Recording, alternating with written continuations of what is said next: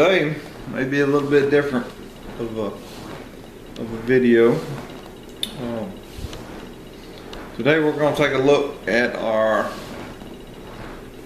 firearm range. We had just recently got some steel plates from AR 500, and we installed down on the pistol range a 12-inch, a 10, and an 8. And there'll be some footage of some firearms going bang. Mostly my son will be shooting.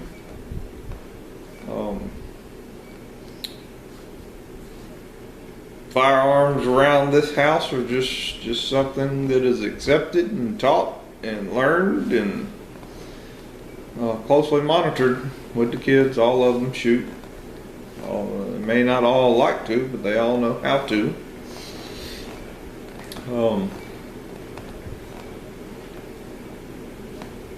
We may do some things around here a little different as far as how we store firearms. I'm not real big on locking them up in safes. It's kind of hard to get them out of a safe when you need them. We do have some in the safe. Our hunting rifles and whatnot are locked in a safe, unloaded.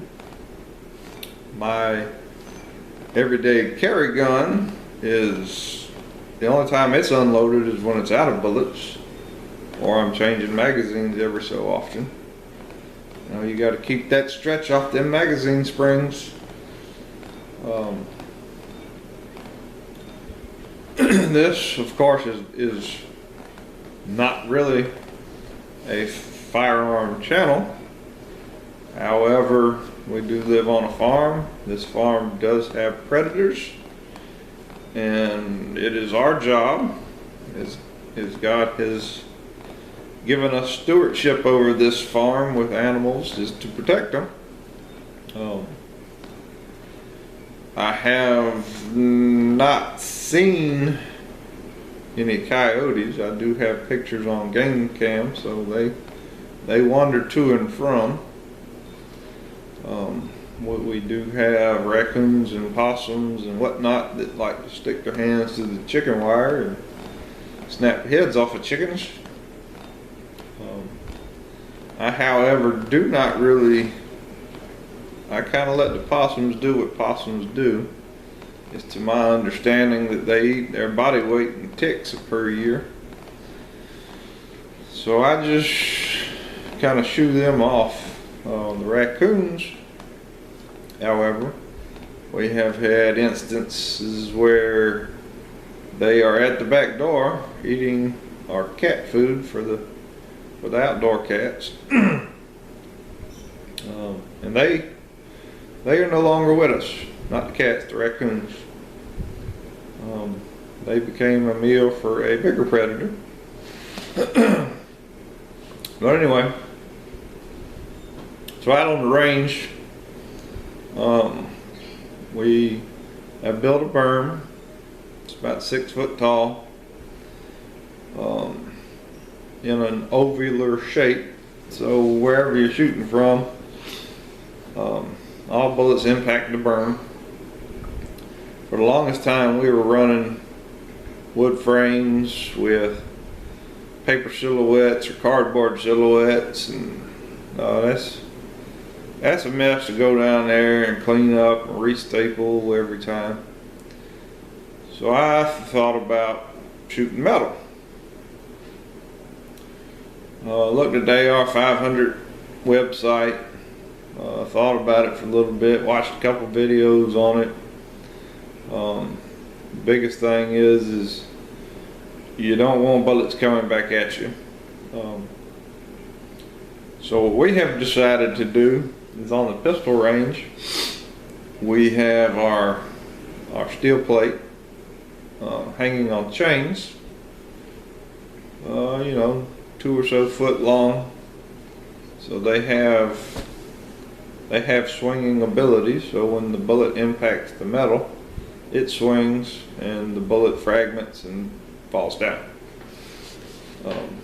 I do, however, have a 7-yard line from the targets that we will not shoot metal any closer than 7 yards. Now, I'm not saying that the bullet won't come back closer or further away than 7 yards, but from what I've seen, what I've researched, and what I saw out on our range, I think that it's pretty safe. Pretty safe. Now, if you decide to do it, you got to decide what's safe for you. For the most part, we very seldom shoot from the 7 yards, simply because other than self-defense or inside the home, ain't nobody shooting 7 yards at a coyote or something that could be possibly attacking the animals or one of the family members. Most of the shots that you will see today are from 25 yards, 25 meters, or further. We are taught around here, what I educate the kids on shooting fundamentals.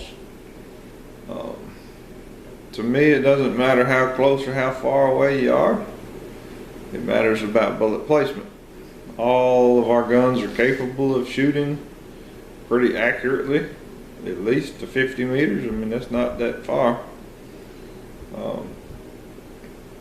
Yes, the target, like I say, we have a 12-inch, a 10-inch, and an 8-inch. If you can't, I ain't gonna say if you can't, it would be hard for me to believe that you would feel comfortable shooting if you couldn't hit a 12-inch target at 50 meters with a handgun. Pretty consistent. I'm not saying you ain't gonna miss one or two or half, but pretty consistently you should be able to hit a 12-inch target at 50 meters with a handgun. The fundamentals of shooting that I teach are aim small, miss small. So 12-inch target, if you pick on that 12-inch target a 1-inch target in the middle, and that's what you're aiming at, even if you miss by an inch or 2 or 3, you're still going to hit a 12-inch target. I will probably put a 1-inch round circle sticker in the middle of each target. That way they actually have something, we actually have something to aim small, so we can miss small. We don't have it on there right now. Like I said, we just put them in, and they came just metal, so I sanded them, hit them with a little air sander, and just put a coat of paint on them. Yeah, so I just wanted to give you a little heads up on what it is, because the footage down on the range is just a bunch of pink. You can see the targets swinging on the chains after they're hit. You can see the dirt fly basically right underneath where the bullet fragments, and it just looks like there's a lot of dust, and it's actually the bullet fragmenting, falling down, hitting the ground, and dirt coming up.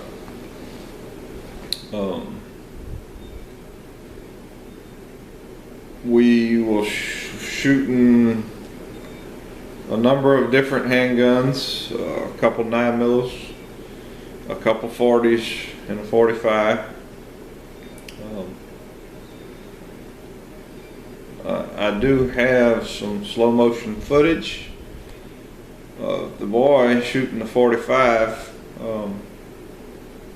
Here's the thing. when I was in law enforcement, we fired 40 caliber Smith & Wesson. I really like that caliber. I really like the guns.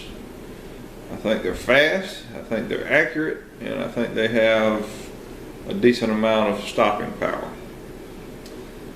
The 45 we have is a very slow, very heavy bullet.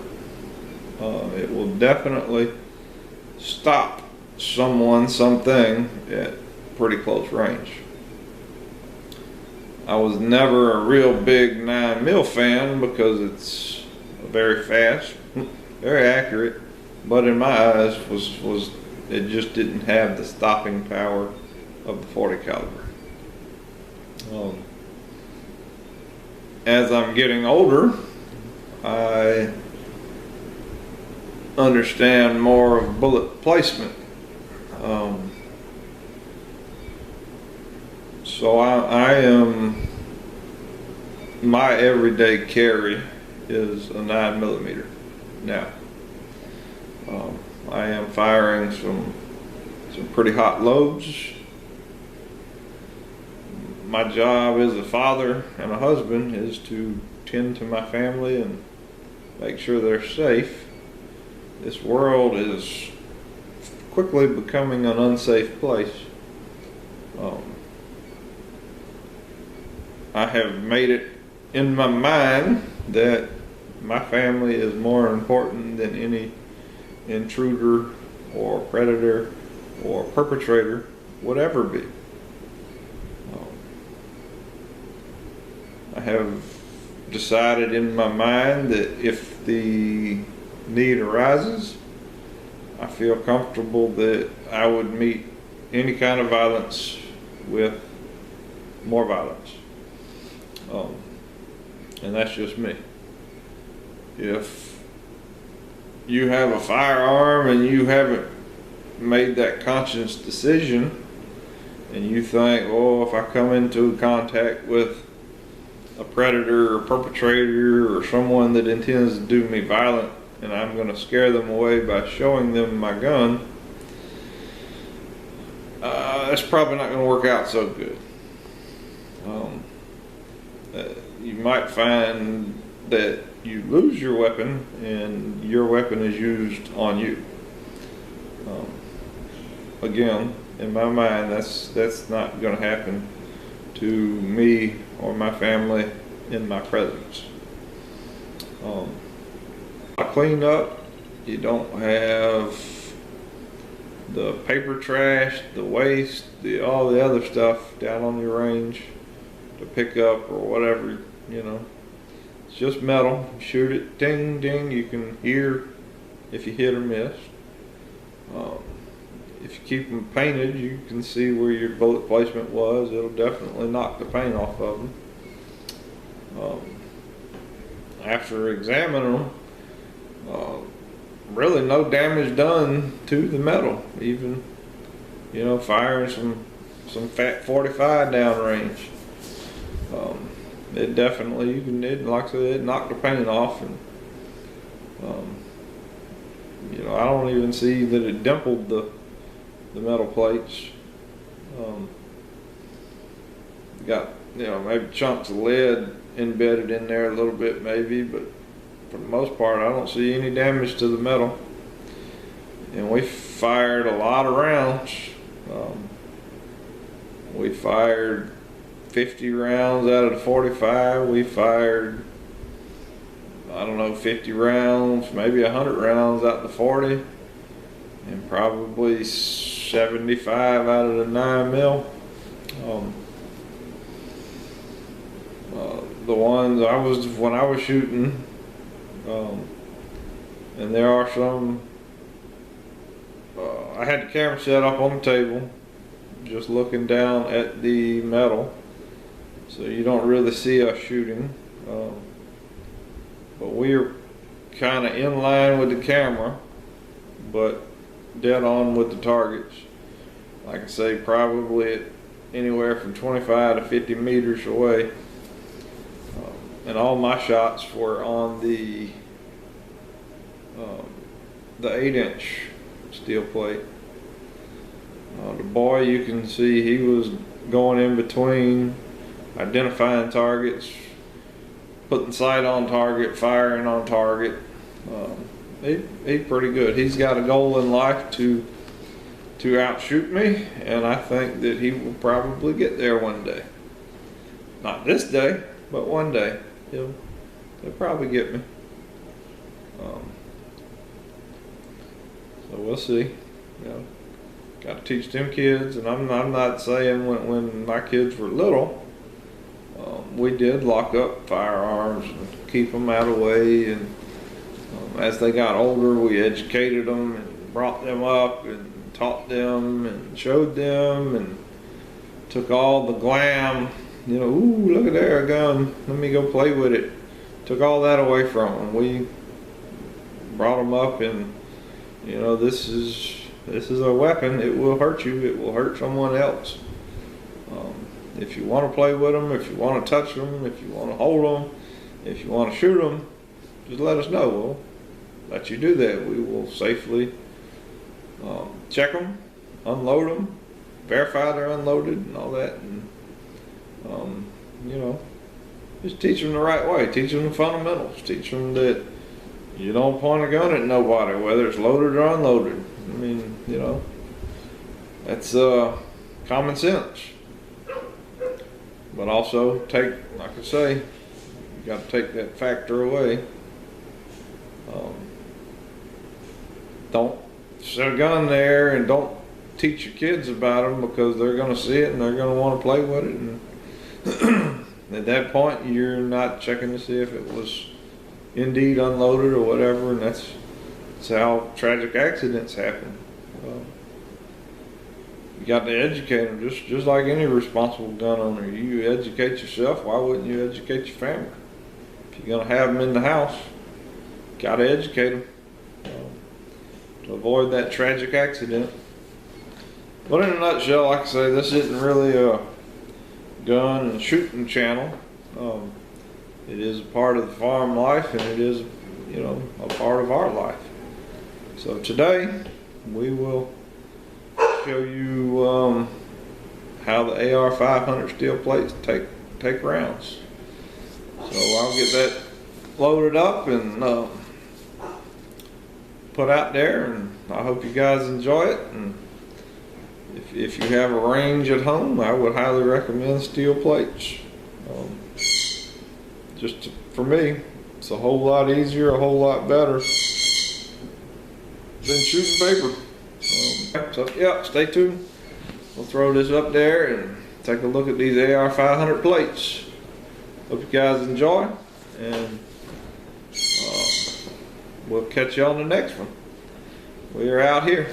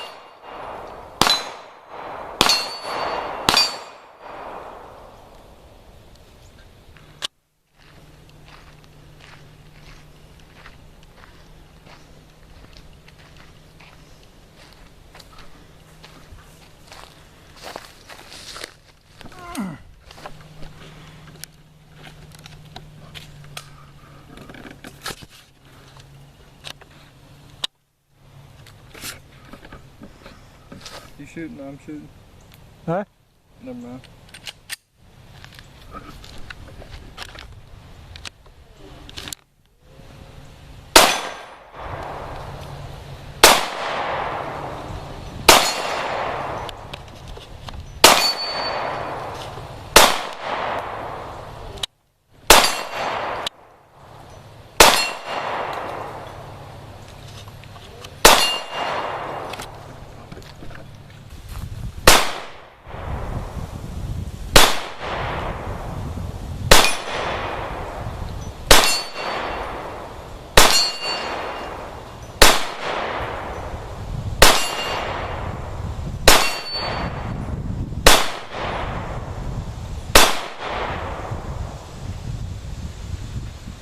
That wasn't my best one.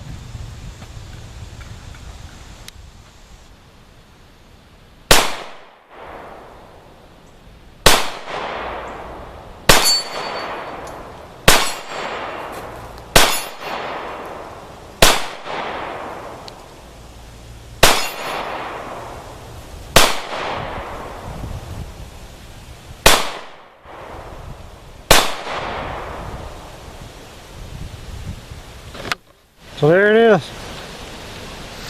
Tell us what we got. What you think? They all shoot bullets. Some are bigger, some are smaller. If you hit them, it'll hurt them. So, you know.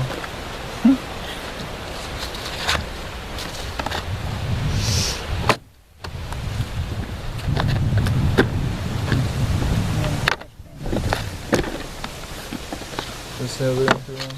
Guess it is. Yep. So the Glock 30. Gen 4. 45, pretty good. 45 caliber. Glock 27. Gen 3. 40 caliber. With this little holster thing. Glock 26. Gen 4. 9mm.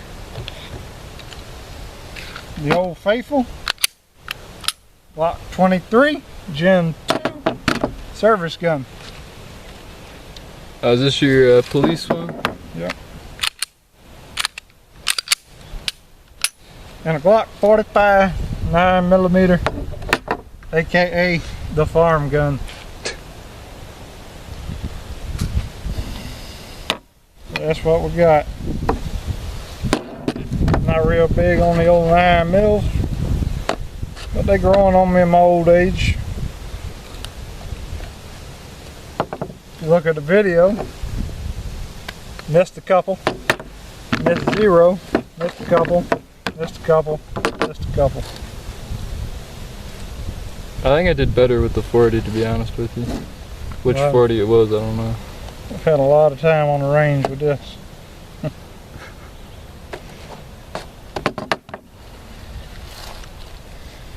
But probably my all-time fave right there. Same, just a little bit bigger on the grip. Short slide with a big handle.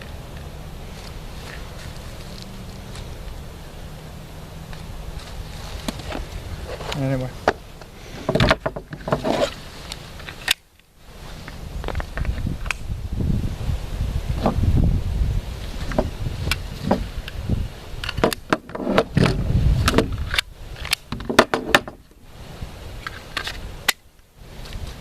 Any other good thing about Glock? Yes, we put magazines in there, but you can see the triggers are all back, so that means there is not one in the chamber.